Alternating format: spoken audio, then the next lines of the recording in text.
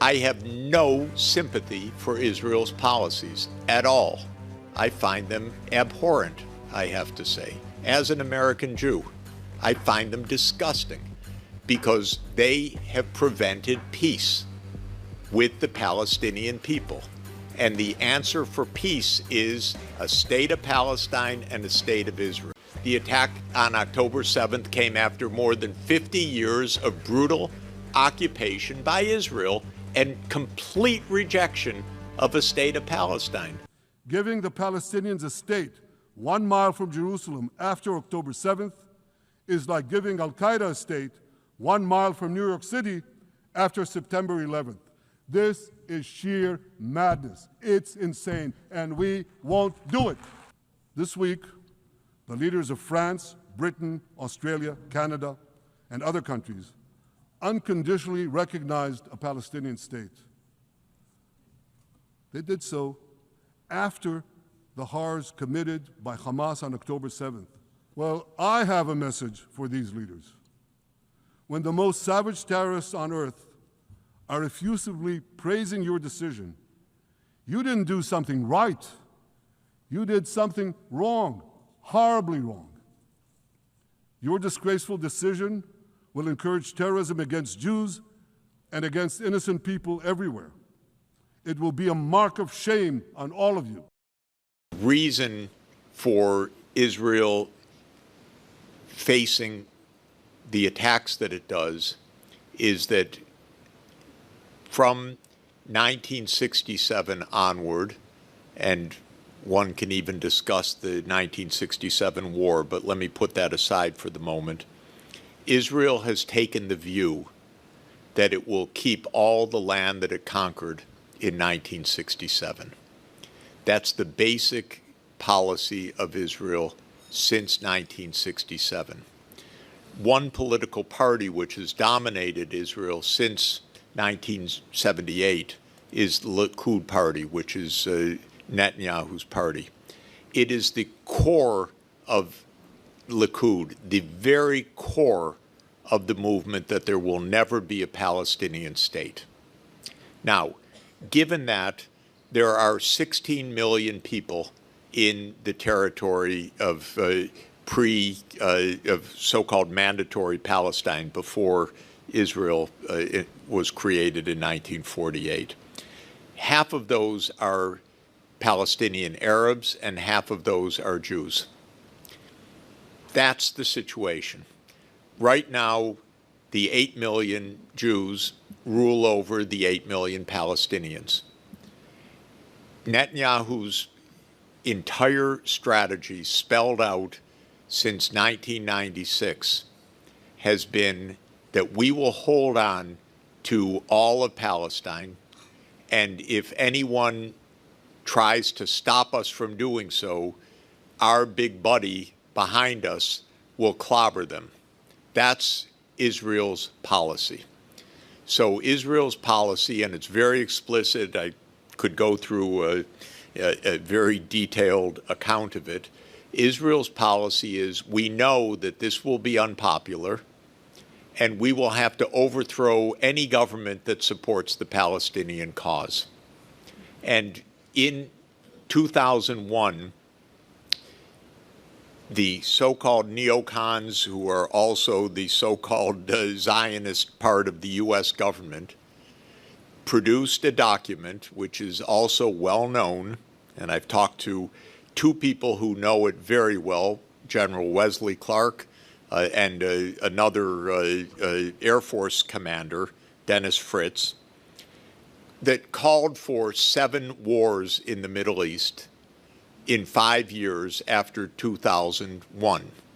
And those 7 wars were to take out Israel's enemies. And those 7 wars were Lebanon, Syria, Iraq, Somalia, Libya, Sudan, and Iran.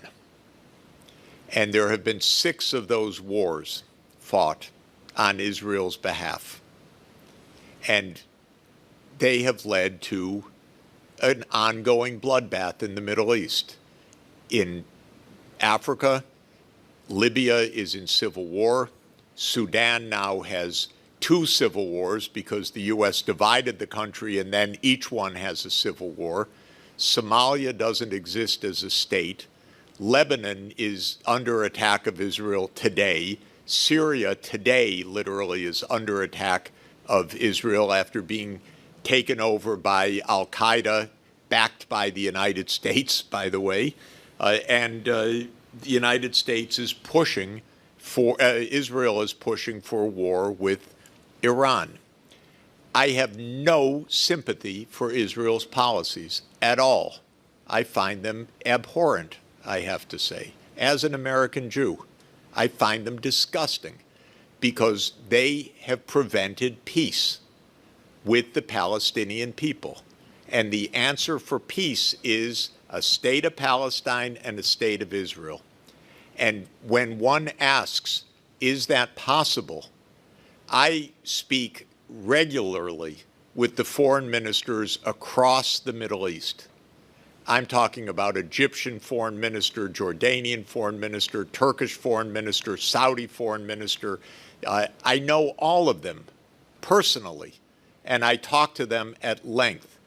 The Arab world has been asking for peace with Israel since 2002 in what's called the Arab Peace Initiative, and Israel has been giving them the finger and saying no, because we will keep all of the territory.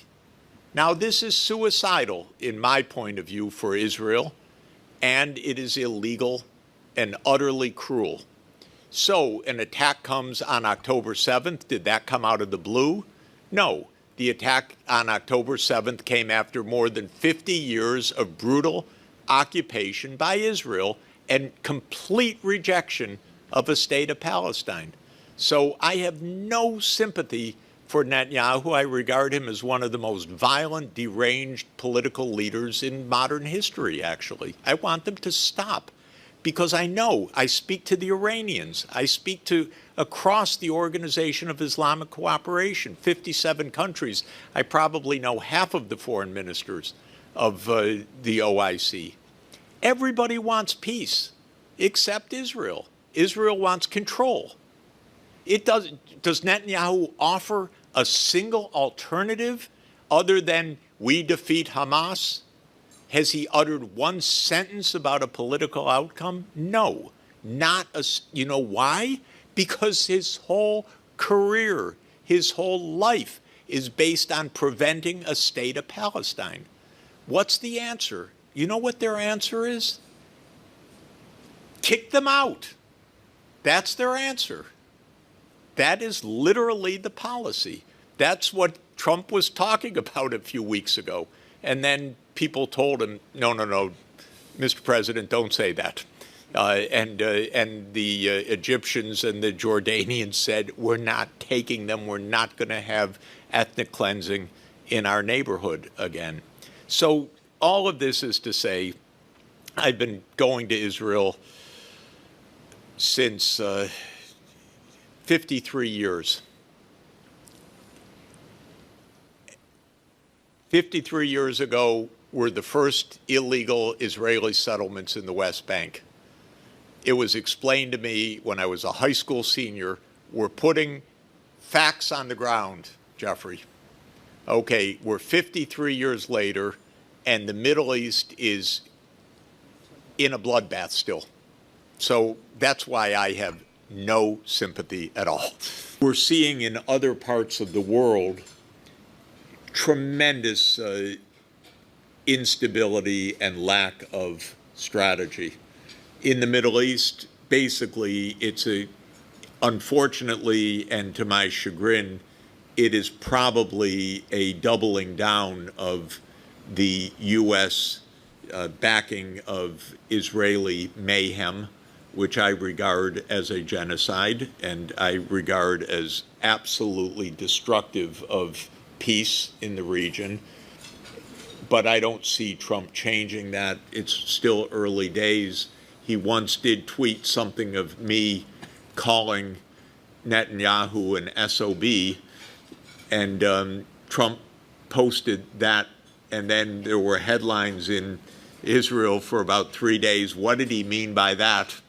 But apparently not a lot, because in the last days, we're back to Netanyahu's wars everywhere: war in Gaza, war in the West Bank, war in Lebanon, war in Syria, war in Yemen, and what Netanyahu wants is a war with Iran, which could be a world ender, actually.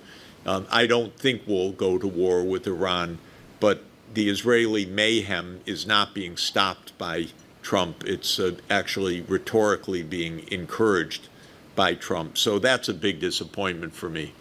When it comes to trade, I don't have to say more than Trump is uniting the world, because there is not a single place in the world that is satisfied with this new tariff regime, including inside the United States. It has succeeded in stopping the stock market rally and reversing it. It has succeeded in lowering automobile company share prices yesterday. I didn't check today, but down 5% yesterday when the automotive tariffs were issued. It's a completely ignorant economic policy as far as I'm concerned. We can talk about it, but I see no merit whatsoever on any count to the protectionism that Trump is trying to bring about. So there, the whole world is unhappy about it. And then when it comes to Asia, we'll discuss this, probably Trump and the administration probably want to avoid open conflict with China. Whether they are clever enough to do so, I'm not sure, but there'll be a lot of noise and instability. I predict, I'll make a prediction that is clear and therefore could be completely proved wrong.